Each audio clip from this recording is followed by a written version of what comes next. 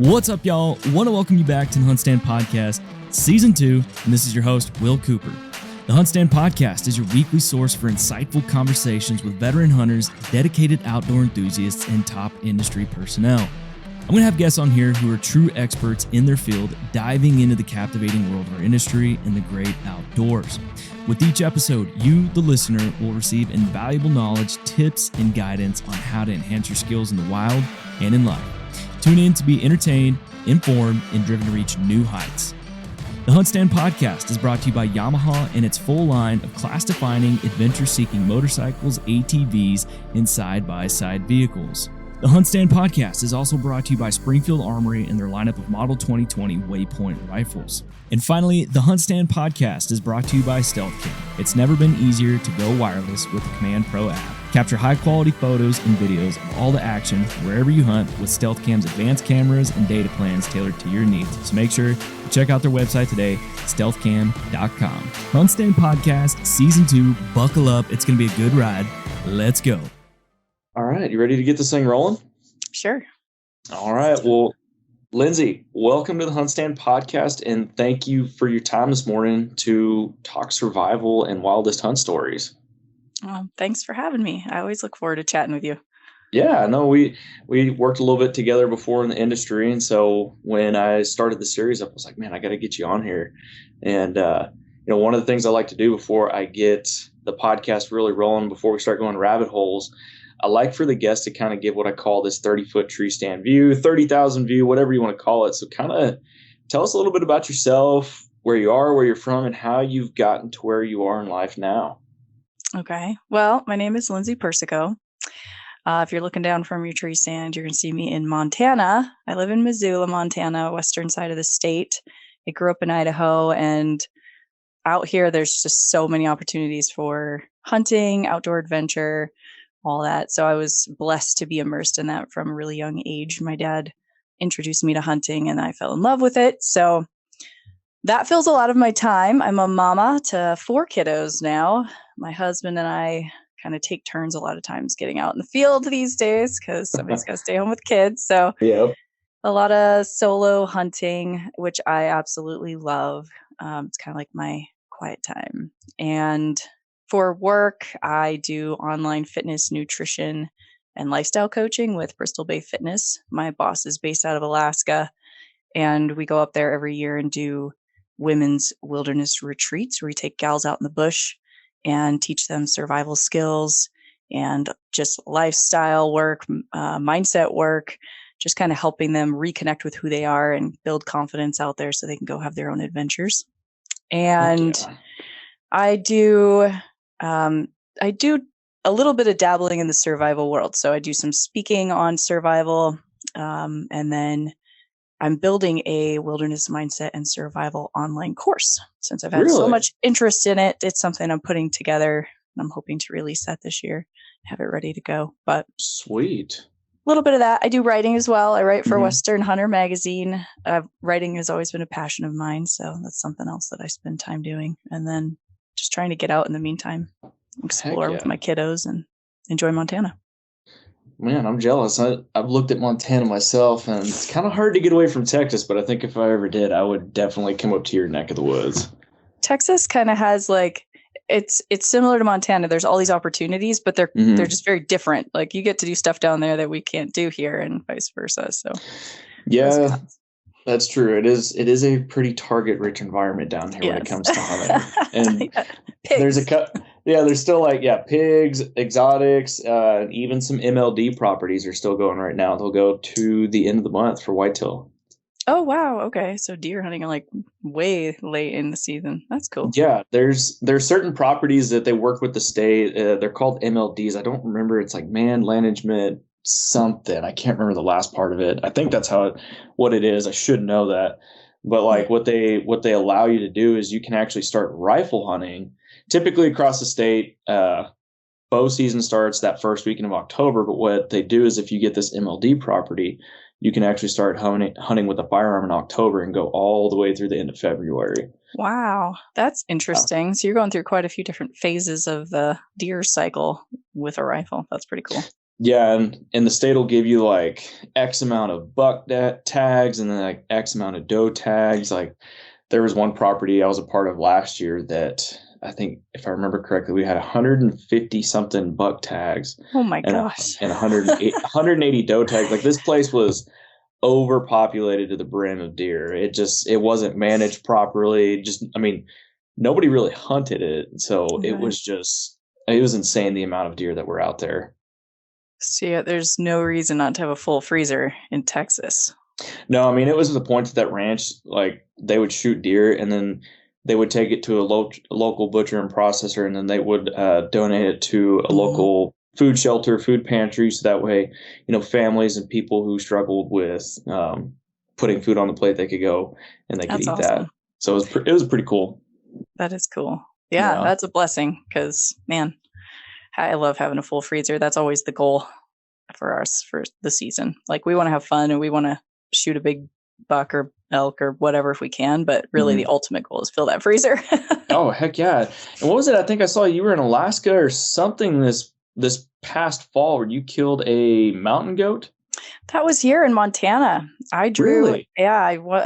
Less than 1% odds to draw a mountain goat tag in the Gallatin Range down over by Bozeman. And I got to fill a mountain goat tag. It was amazing. It was something I've been putting in for forever, and it's really hard to draw. So it was this big blessing, big surprise, but super fun. Tell me about the hunt. How'd it go? Obviously you were successful. Is that the head I see behind you there? Oh, yes, right there. Heck yeah. I've got the hide getting tanned at the taxidermist right now, and I wanted to have the head in the meantime. So yeah, I hung that up. It was a really cool experience, and we did a lot of scouting ahead of time because I wanted to be successful. It's such a hard thing to draw. I was like, this is a really important hunt. I want to put a lot of time in and prepare. And I'm glad that I did because we knew where to go. And I tagged out at like 8:00 in the morning on opening morning. Wow. But that was almost kind of a bummer in a way because I was like, man, I want the season goes clear into November and it starts in September. And it gets snowed out up in there. Probably really can only hunt realistically more of September and October, but I kind of wanted it to last a little longer. But at the same time, I was glad to fill the tag. It was a really grueling physical hunt. It's very high elevation, a lot of long way to hike, really heavy packs. It was a pretty brutal trip, but it just made it all the more sweet. Dang. It was done. Yeah, bittersweet getting it done, but on the first morning. Right. I think everybody wishes it would probably happen like that, though, especially when they get to like day 6, day 7 of a hunt. Yeah. So yeah, I knew that, I was so grateful. It was such a blessed feeling to be able to notch that tag right off the bat and not have to stress it. But at the same time, I was like, it can't be over yet. Did you film it all, or was it just personal? Just a little bit. We did a little bit of stuff. We put a small video together. It's on YouTube somewhere.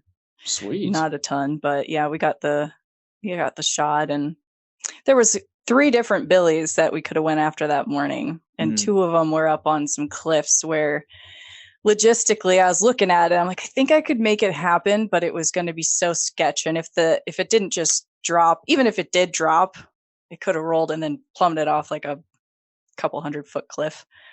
And I'm like, I don't want that to happen. So we decided to go after this one, which was way down the valley, and see if we could intersect it. We couldn't tell how good it was from where we spotted him. We had to get closer. And I think he was comparable to the other 2. He was not like, he's just a good representation of a mature billy. He's not like a giant billy or anything, but he's a decent billy. And so I was pleased with him. Heck yeah. That's awesome. Well, congrats on doing that. Thank you. Yeah. So before we get into this, I kind of want to, you mentioned earlier that you will be doing some courses, online courses for survival. But talk to us a little bit about these women retreats that you do with Bristol Bay Fitness. They are so cool. So our first go at it was last year. We did 3 different retreats. So we had 10 women in each retreat. So 30 different women came up, and basically they fly into Anchorage and then down to King Salmon, where Bristol Bay Fitness is located. And then from there, we all pack into small little cubs and fly out to actual wilderness area and get dropped off. There's no way in or out except for by plane to this small lake that we went to, and stay out there for about 5 days. We teach them everything from the ground up. So even from building their tent, getting their tent spot set up, getting their tent set up, setting up bear fences. And then we do archery skills and survival skills. And we took them on a big hike and talked a lot about mindset and just tried to help them build confidence, because a lot of women struggle with confidence in wild places by themselves, especially.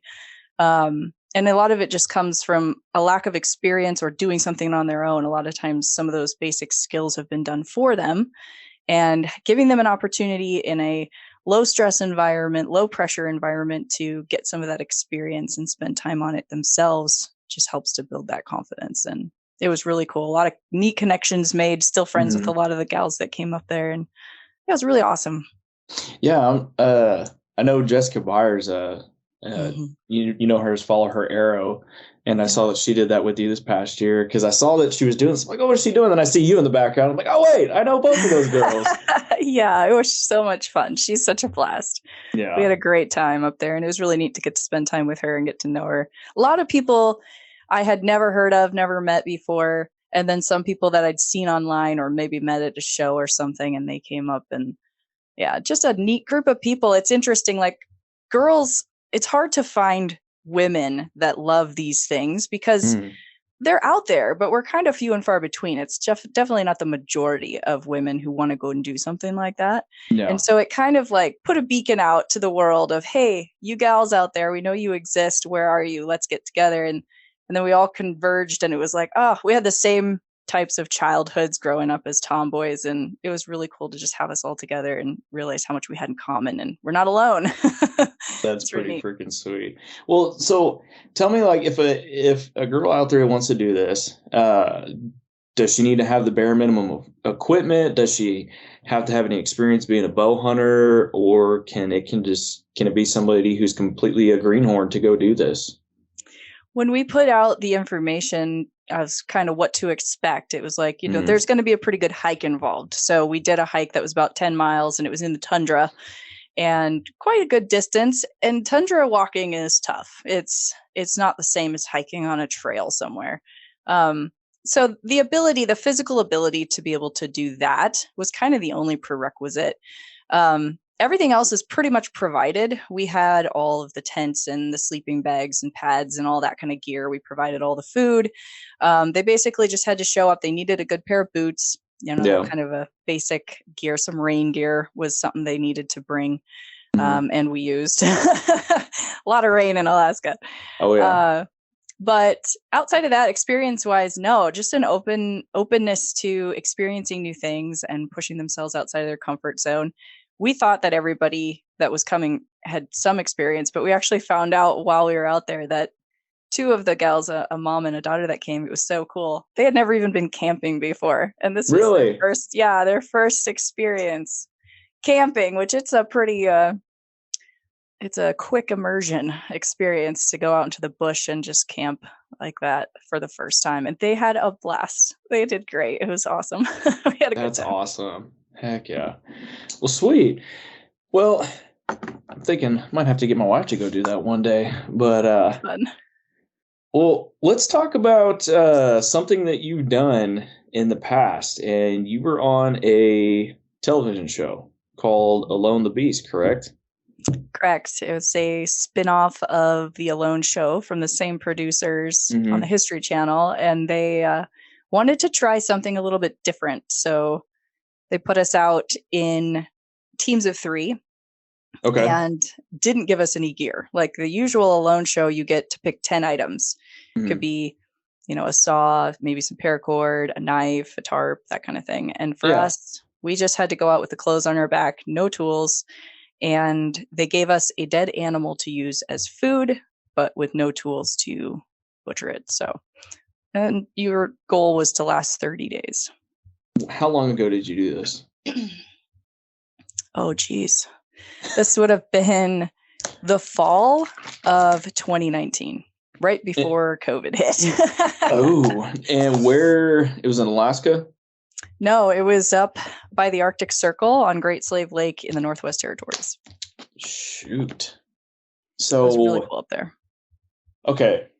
So what I want to do is, I know this isn't necessarily a wildest hunting story, but I think that there is a survival scenario situation here that a lot of our listeners can take and apply this, because, a lot of hunters go and might do an over-the-counter caribou tag up in Alaska, or they may try and do it may not necessarily be in Alaska, but, they could potentially find themselves in a situation where they might get separated from their camp. They may lose a pack. They may not have any tools. And, similarly, you're in a situation, but you're doing this for a television show. So kind of run us through, you got an animal, no tools. Like, you didn't even have a knife or anything, did you? No. just bare hand, bare knuckle. All you got are your fists. Mm-hmm. Run us through, give us a quick synopsis of kind of what happened during the show. Okay. Well, the local tribe was tasked with getting the moose. And so we had to wait till they had a moose on the ground before our episode would start. And once we got word that they had a moose down, we were boated out and dropped off at our location. So we got dropped off, and there was 3 of us, me and 2 other guys. Okay. And basically, we get dropped off and we know we need what? We need shelter, but we also have an animal that still has all the guts in it. It's freshly killed. That's our food supply. We need to manage this meat and make sure it's going to be good. Right. So we need to get this animal cooled down. We need to get the guts out of it. And eventually we're going to need fire, because it was October near the Arctic Circle. So it was not warm. Yeah. So we kind of split up forces. One of the guys that was with us took off and started working on a shelter for the night, because it was later. It was kind of afternoon when we got dropped out. So we knew we only had a certain amount of daylight and no light sources after it was dark to do anything. So priorities were shelter and trying to get this animal cooled down.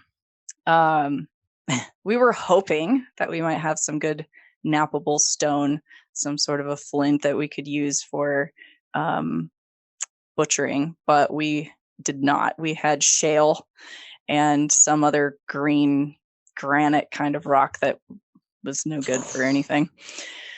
So got to work on the moose with a piece of shale, which I'll tell you is I guess it's probably one of the accomplishments in life that I feel pretty proud about, was butchering that moose with a piece of shale, because I was the one that came into this with a little more butchering experience. The other guy had some as well, but he also had the most fire building experience. So he was working a lot on that task. So I was pretty much working on the moose, and it took a really long time to get through a really thick moose hide, make any progress with that. But one little bit at a time, I was able to get it opened up to where I could get the guts out before we went to bed and we lost our daylight. So first night I got the guts out, just propped it open to try to get it to cool. And then as soon as the sun came up the next day, it was about getting the skin off, getting the quarters off, getting them cached so predators wouldn't eat them, and we had access to them to try to start preserving some of the meat later.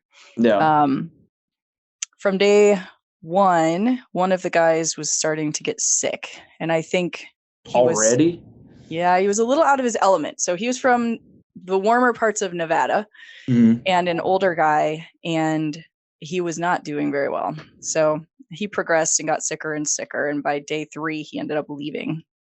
So then it was me and one other guy, and we continued to try to get our shelter going. We did get fire eventually. On day 3 he had fire, and we were able to start cooking the meat and eating it, which was awesome. That was the best meat ever.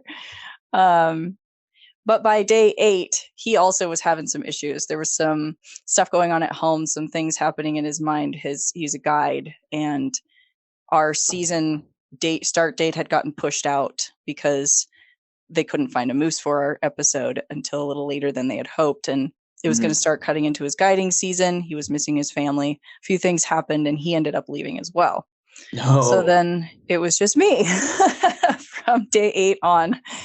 And wow, it was really interesting getting to experience it both ways. I honestly am blessed that I've always been somebody who really likes alone time. So So I was okay with that. The only concern was it was a lot of work to maintain a fire and work on all the meat and do all the tasks that I needed to do every day to just maintain my survival for 30 days all by myself. And luckily, I was able to do that. I did have a little bit of predator trouble. So there was a black bear who found the carcass first of the moose, which I didn't mind. It was okay. I'm like, all right, you stay over there and eat that, and I'll stay up here and eat these nice quarters. But he wasn't content with that for very long. And after a few days, he started coming closer and closer to my camp. And I would hear him outside my shelter at night go by. And I thought, it's only a matter of time. Well, one night I was laying in my shelter and I had pulled a lot of the fat from the moose meat. So I'd pulled everything from around the organs that I could find. Anytime I found fat on, any of the quarters that I had or up along the back, I saved it because that fat was going to be really crucial for me to minimize the amount of weight that I lost. I needed as much fat as I could get. And moose are really lean, so there wasn't a lot.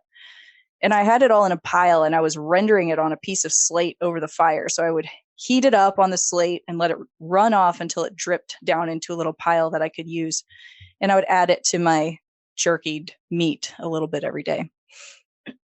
And Mr. Bear, decided my fat pile looked pretty good, I guess. So I woke up, my fire was kind of dwindling, and I woke up to add sticks to it and looked across the fire, and he was laying across the fire from me, eating off of my fat pile like he was my puppy. What? Like he was a little dog. And I just froze at first, and I was looking, I couldn't believe my eyes. I'm like, is this really happening? And then I moved a little bit more to kind of tuck myself back into the shelter because I was like, I don't have a gun. I don't have anything to defend myself. And I didn't know what his response would be. So I kind of tucked myself back in and he took off. And at that point, I started to realize that this wasn't safe in that sense anymore. Like if he was getting that confident that he could sit across from me, he knew I was there. Yeah. And just eat off the fat pile. He wasn't scared of me. He wasn't intimidated by me. And if he decided that this meat was his, I might have a fight on my hands that I couldn't handle because I didn't have any weapons. So I ended up packing up my camp and all the meat that I had dried at that point, which was enough to barely get me through for the rest of the month, and moved my camp a couple miles away and set up there. And after that, I didn't have any problem with him. How big of a bear was he? He was a nice sized black bear, but not ridiculous. If I had to guess, I'd say 300-pound, just a nice adult black bear. Jeez. I want to back up a little bit before the bear. You've got this other guy that's with you, and y'all are day 7, day 8 in. He's got all these things going at home. He knows all these things are going on at home. I mean, y'all had a camera crew out there with y'all. So was he able to stay in touch with family, or he just knew in the back of his head there's all this stuff going on and it's just eating away at him? So we had a camera crew that would come out for part of the day and do some filming most days, but not every day. Some days they weren't there. And then at night we did self-filming, but they weren't allowed to like we had to communicate a few things here and there. Like they'd have us, maybe we did something that they wanted to capture and they missed it. So they'd have us repeat it or something like that. But most of the time they weren't really supposed to communicate with us, and we didn't have any knowledge of what was happening at home. Okay. They would like keep in touch with our family every couple weeks. They'd say, they're still here. They're doing good. They're not coming home, and just to update the family, but we didn't get any updates on the family. So it's just what he knew in his own mind. When he left, what went through your mind when you knew I'm out here by myself now? I thought, I was kind of surprised. I thought, how you did all that work to get here, because it was a long ways for all of us to get all the way up there to Great Slave Lake. It is a trip. It's a trip. And to set your whole family up for you to be gone for an entire month. I mean, for me, that was so much work to prep my whole family to be gone, for me to be gone for a month. And I just thought, man, it's not that long. Like, I don't know. I could never leave. I just knew there was no way I was going to leave unless they drug me out of there, kicking and screaming, because it had taken so much for me to get there in the first place, and I was determined to see it through to the end. And there was just no way I was going to go home for any reason other than an emergency. Yeah, that's got to be tough. I mean, I'm sure through his head there's a bunch of things. So when you knew you were alone, did you just kind of go into overdrive, like thinking about all the things you have to get done, things you have to prep for? I mean, you just went into like a whole new mindset after he left? I just went into a really basic routine. So you only have so many hours of daylight to work with, right? Mm-hmm. And that's all you have, because you don't have any other light unless you're right next to your fire. How many hours did you have of light? Not very many. There was about 14, 15 hours of darkness up there at that time. Okay. So it wasn't horrible. You know, I had daylight, but it wasn't as much as I would have liked. Yeah. It's a lot more darkness than I wanted. You can only sleep for so many hours, so it's a lot of just time in the dark with nothing to do. So I basically planned my days around the daylight cycle and what I needed to accomplish during daylight hours. So wood gathering firewood to make sure I had enough to get through the night always had to happen during daylight hours. Any foraging that I could do, there was a few berries before the snow came that I could forage. I would do that during daylight hours. I would work on smoking the meat, keeping the fire going in my smoker that I had during that, and then eventually hunting for grouse during daylight hours. And anything that had to be done, getting water was kind of a long, arduous task because I didn't have anything to put water in. So you had to make regular trips to the water source. One was, quite a ways down a really steep hill to get to water, and spend time sitting there just drinking, because otherwise you were going to get dehydrated. And planning those events into my day just kept me busy. And it was just those regular, mundane, basic survival skills. And then drying my clothes and drying my boots by the fire was something I did in the evening once it got dark. Sat down, got everything dried back out for the next day, and tried to sleep. So if somebody were to find themselves in a situation where they were by themselves, they get separated from their camp, whether they're hunting or they're camping, and they get separated and they have none of their gear, you would say shelter, water, and food are the necessities you need to cover, right? It depends on how long you're going to be out there. Food is not something you absolutely need if you're not going to be out there for a long time. If you're going to be out there for 30 days, you need food. And it really depends upon the situation you're in, right? What is going to be important? Because every location is different. Every situation is so different. The weather where you are, all those things have to be taken into consideration. Fire, if you're in a cold environment, fire is almost always number one, because eventually you lose that dexterity you need for fine motor skills. And building a fire, even with really good materials, is a fine motor skill. It's something that you need to be able to do with full function of your hands. And keeping that in mind in a cold environment is important. Always, always, always have something with you to start a fire. Yeah. Don't rely on natural methods, even if you're really good at them. It's not worth it. But shelter, if it's a cold, windy, wet environment, it's going to be key. And then water's huge.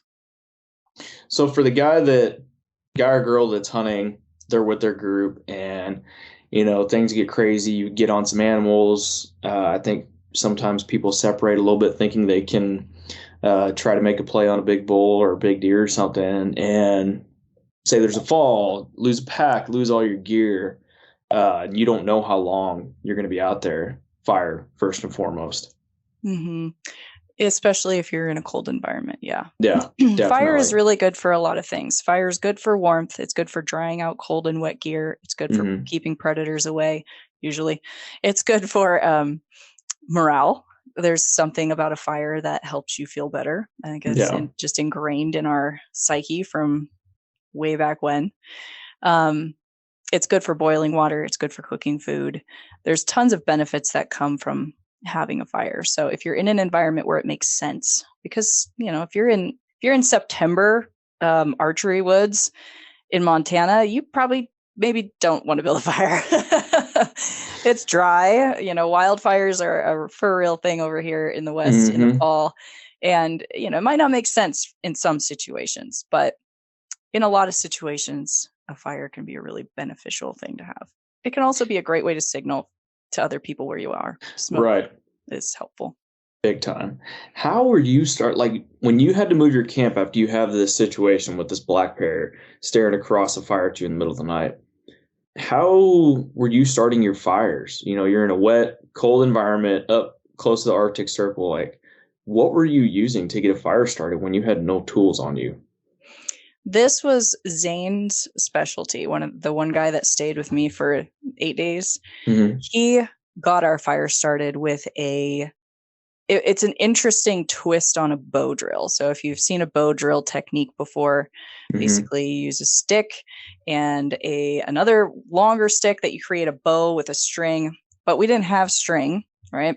So we cut a strip of the moose's hide, and he used a technique where you hold the spindle piece of wood that's used to spin and create that friction and create that ember with a bearing block, which is kind of like a protective block that you put between you and the spindle because it gets hot on both ends as it spins.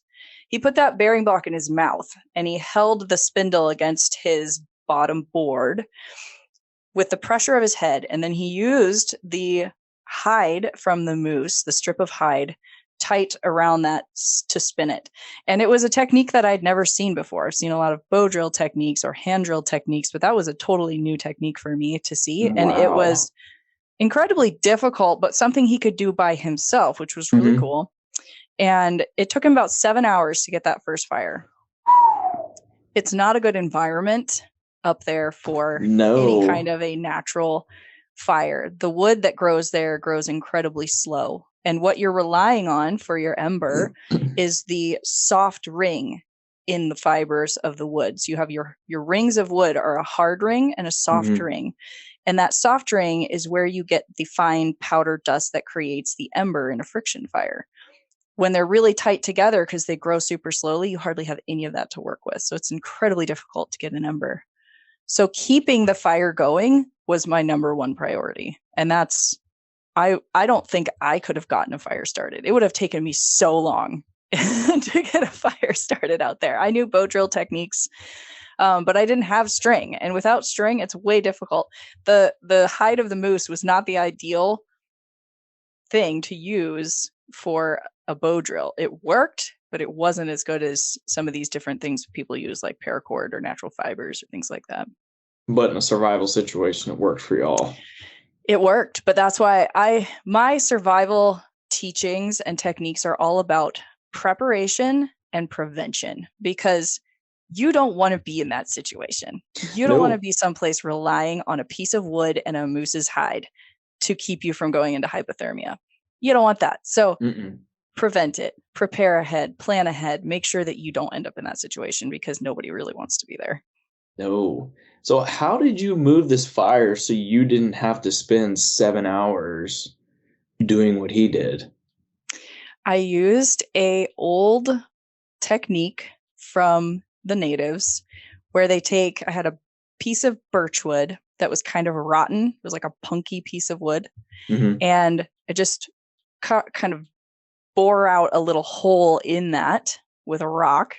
And then I pulled a pretty good size ember out of the fire and used a piece of chaga. I don't know if you know what chaga is. No. There's a couple different things that you can use as what they call coal extenders. So it keeps your coal longer. Horsehoof fungus is one. You can see them growing on the sides of trees. They kind of look like a horse's hoof sitting there. You've probably seen them before. And chaga is another one, and it can be used for a lot of different things. It has medicinal purposes, but it's also a really good coal extender. So you light the piece of chaga with your ember and get it smoldering, and it just sits there and smolders. And then I placed that with the ember into the birch and covered it up with a piece of bark, and I carried it to my next place. And every once in a while I'd stop and open it up and I'd blow on it a little bit just to get that ember burning really good again and keep that flame hot. And then I'd cover it back up. And once I got there, I opened it up. I built myself a little nest of grasses and twigs and everything I needed to get a base of a fire going again. And then I put that over top of that ember and blew on it. It took me a really, really, really long time to get that to light and ignite again. And I finally got my fire right before dark in that new spot. And I didn't have a shelter built. I didn't have anything set up. And I just pulled that moose hide over top of myself on a bough bed that I made and went to sleep. And it was a pretty rough night, but I had a fire. Had fire. Jeez. So, but you were away from the predator. I didn't have to worry about that anymore. He had everything he wanted there. I took a very small amount of already dried meat that I had with me, and he didn't need me anymore. Damn. Did you ever deal with any other bears, or did you ever run into any kind of coyote or fox, or were there any wolves up there that you had to deal with? There were wolves there, but I luckily didn't have any coming into my camp. I had a marten that was trying to steal my dried meat. So I had it like on sticks strung up, and I'd hung it up in a tree just across from my shelter. And I woke up one morning and I looked up, and he's in the tree and he's got a hold of it and he's trying to drag it out of the tree. And I was like, So I ran him off and I grabbed that and I put it under my boughs in my bough bed, and I slept on it from that point on, because I was like, I'm not losing my meat. That's all I have. How did you mentally continue pushing through to stay out there for that long? I mean, I know you kind of talked about, you've made this trip, they're going to have to drag you out kicking and screaming out of there, but in your mind, how did you keep going? I've had a lot of people ask me this question, and this is why my online survival course that I'm building has a very big mental aspect. It's called Wilderness Mindset and Survival, because your mind is more important than your skills. Your skills matter. They are key. They are really important, but your mind is going to be the biggest hurdle out there. And you can have all the skills and all the tools in the world, but if your mind isn't up to the task, you're going to fail. And the interesting thing about that situation was a lot of people asked me questions about it, thinking that that was probably one of the hardest things I'd ever done in my life, right? Yeah. Like, this sounds really difficult. Like, how did you do this? This must have been one of the biggest things you've ever overcome. But the reality is, I had overcome a lot of really hard things in my life already. I had been through some very difficult times that made this situation not really feel that difficult. And when you've overcome hard things and you've learned how to do that, these types of things don't seem so difficult. And our day and age, we are comfortable. Yes. We are kept so comfortable. Yes. And it is up to us a lot of times to put ourselves into situations that are uncomfortable and difficult. And they challenge us, and we grow, and we become better at overcoming things that are difficult mentally. And that's the kind of thing that I encourage people to do. Find the things that are scary to you, find the things that are difficult to you, find the things that push you outside of your comfort zone, and go do them. And when you get done with those things, you're stronger, you're mentally more capable and able to withstand difficult situations like a survival situation. Oh, 1,000%. So it almost kind of sounds like you enjoyed this quite a bit, the 30 days. Yeah. Okay, I wouldn't say that I enjoyed it. There's definitely miserable parts to it, and missing my family was one of those. But I think it wasn't the mental hurdle for me that you would expect it to be. It was really hard on me physically. I lost a lot of weight, and as a coach now, I understand a lot of what was going on at a metabolic and hormonal level for my body at that point in time. And those kinds of things were difficult obstacles to overcome, especially when I got home. And then there was the mental aspect of it when I got home that was difficult. It was a transition to come from such a basic primal place where your mind it seems like a dumbing down, but it's really not a dumbing down. It's just it's actually a healthier place, I think. A slower pace. Yeah, you're focused on basic survival needs. You don't have the noise of the world around you happening.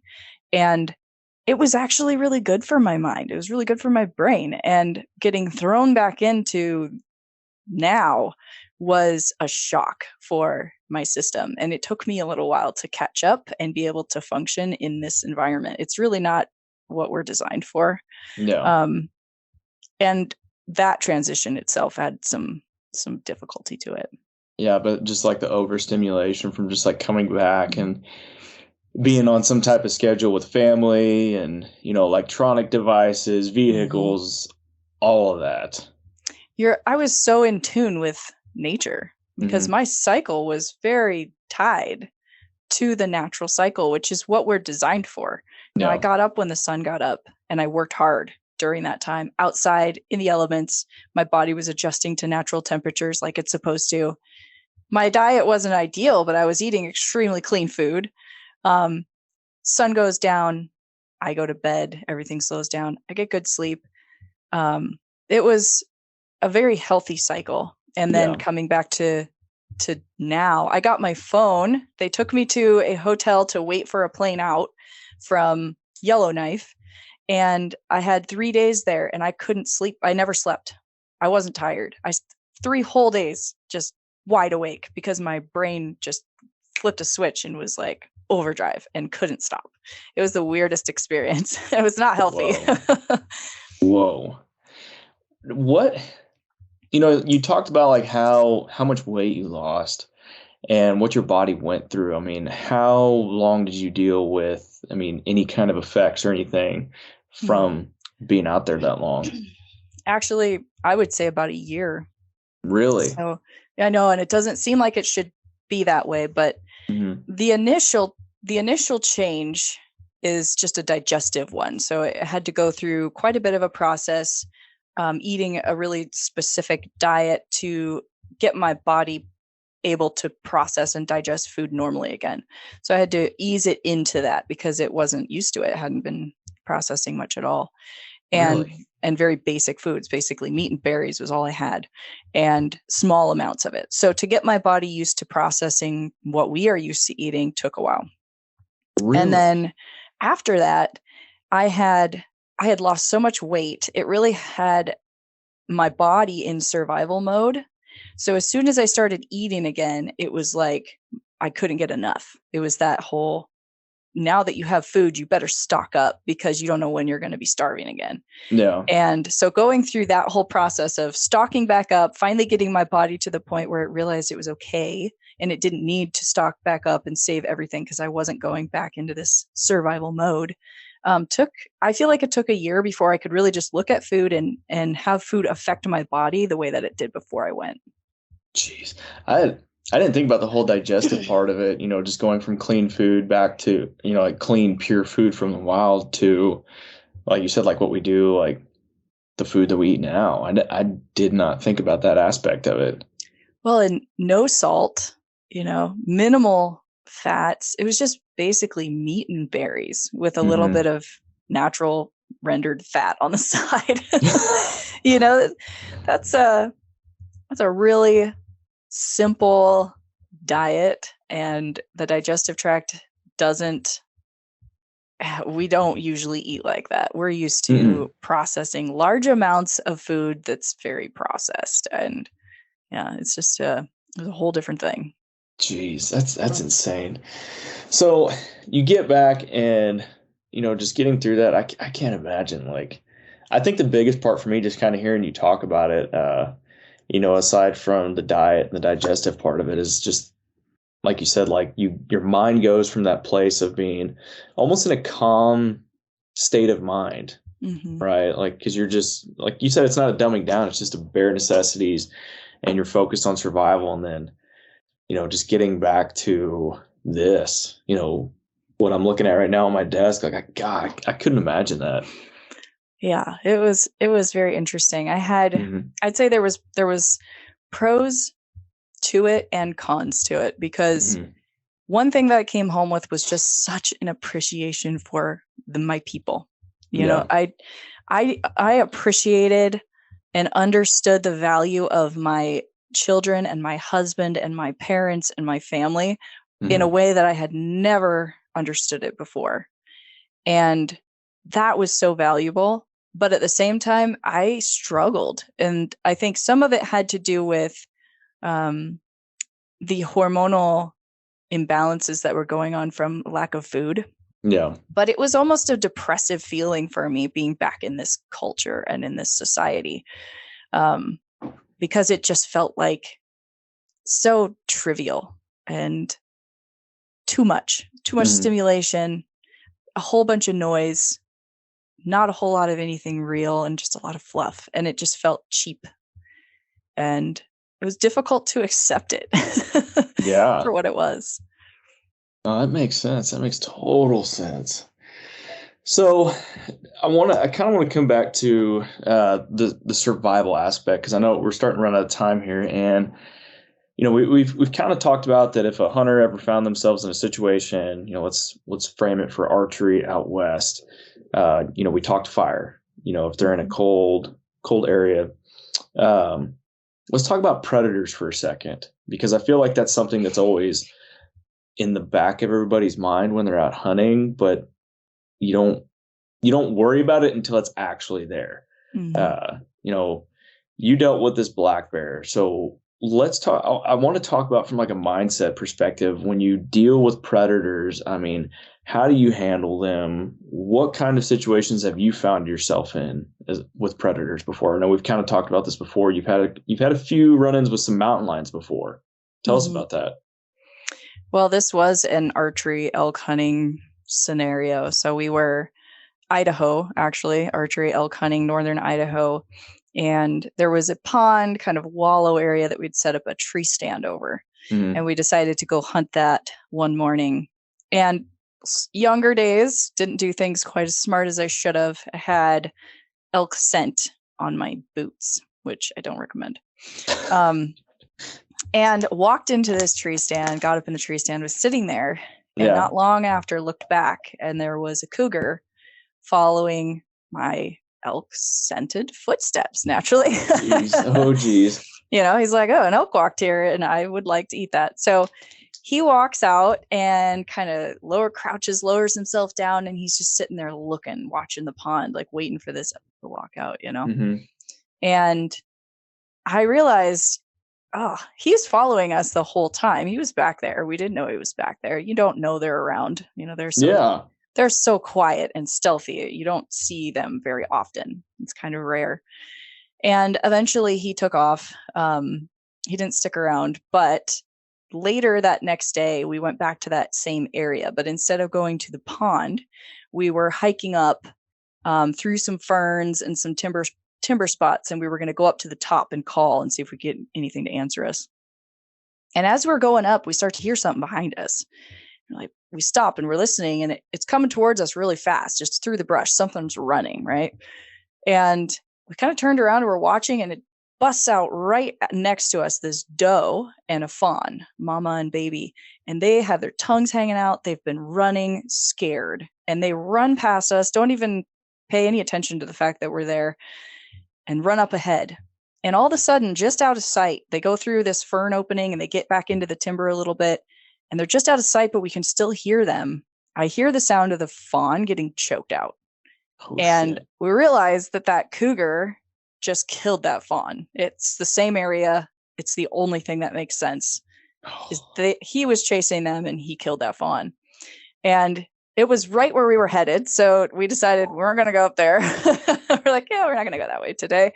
We turned around, went back out, went to a different location. But it was a really good reminder that they're there with us, right? We are in the same space. They are there, they are around. Avoiding them is ideal if possible, but you're not going to stay out of the woods because of predators. So using our minds, being prepared, having a firearm, having bear spray, knowing how to use it, being aware of your surroundings, paying close attention to signs and sounds and things that are letting you know that they're in your area.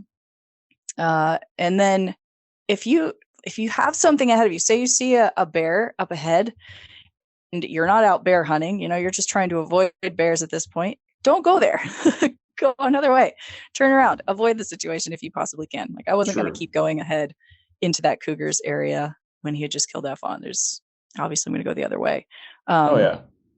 So yeah, being prepared for that, being willing to change your plans if needed to avoid a potential situation, not making yourself more tasty than you need to by putting Elkson on your feet, just being really smart.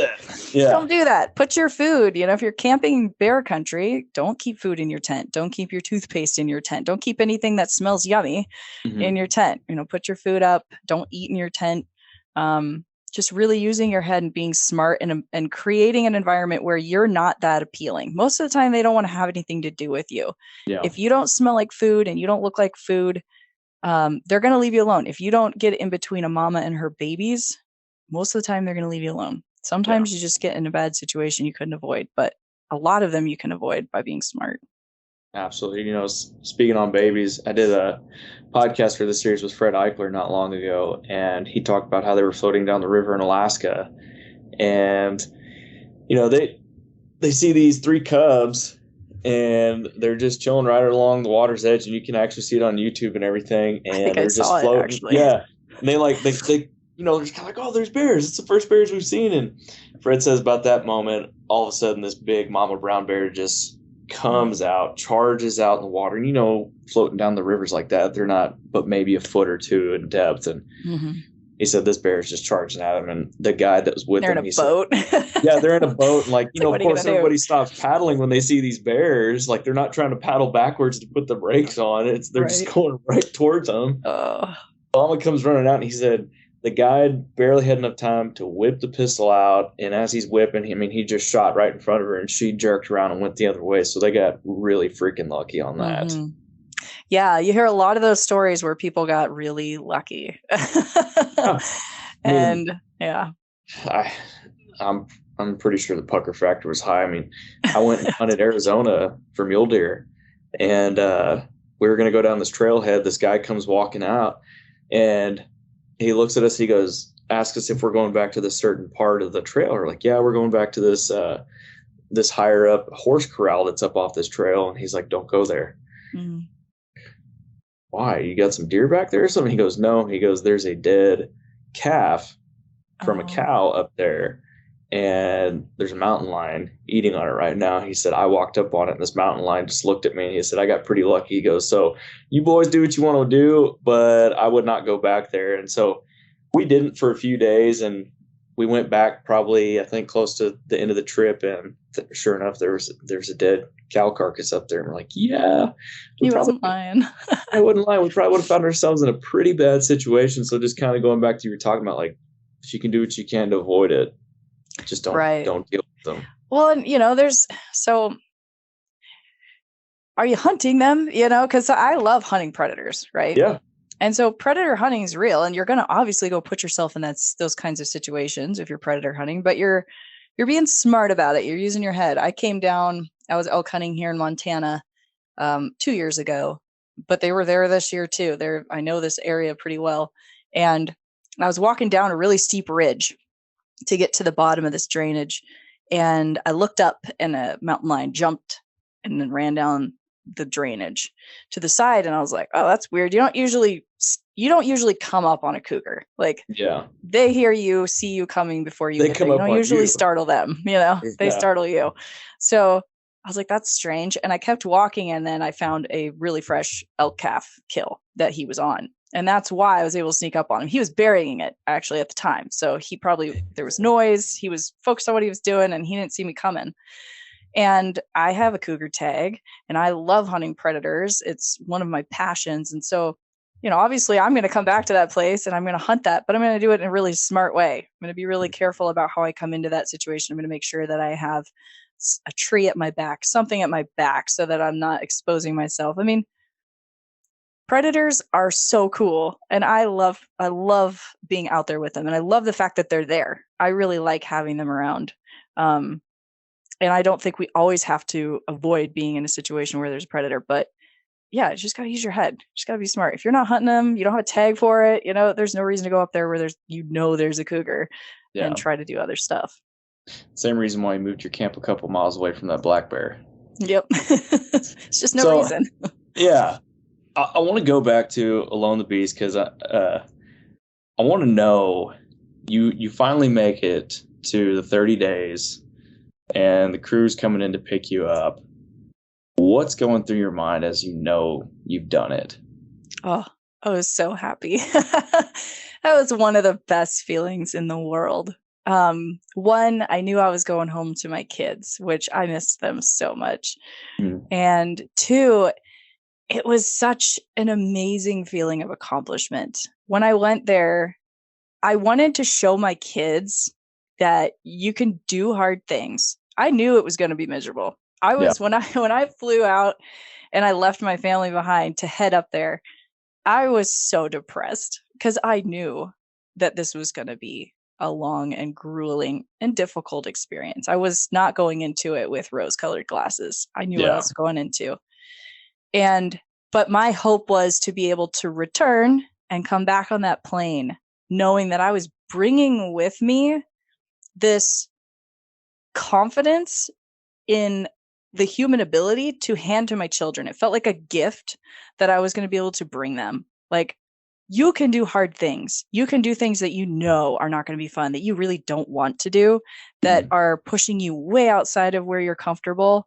You can decide, this is what I'm going to do, and you can go step by step, and you can methodically accomplish that hard thing, and you can come back. And what you bring back, that feeling of accomplishment, that feeling of confidence in your ability and what you can do, and kind of the widening, the opening of the world to you that brings, because you realize, like, wow, I can do more than I thought I could do. What can I do that I haven't even considered? I remember those kind of thoughts going through my mind. And I'm like, to be able to bring that back and walk in and hug my kids and know that they're learning something amazing from this, just like I am. It was the best feeling. It was the best feeling. Man, I can't imagine. I'm sure that was just really awesome to walk in the house and have the kiddos there and just run to you. They met me at the airport, and it was, I can't even it's one of those feelings, like, you can't describe it. It's undescribable to just walk into the biggest bear hug from all of the people that I'd sat for 30 days and thought about. Unable to communicate with them, unable to hear their voices and know how they were doing, just to all of a sudden be able to just be with them and present in that moment was so cool. That's awesome.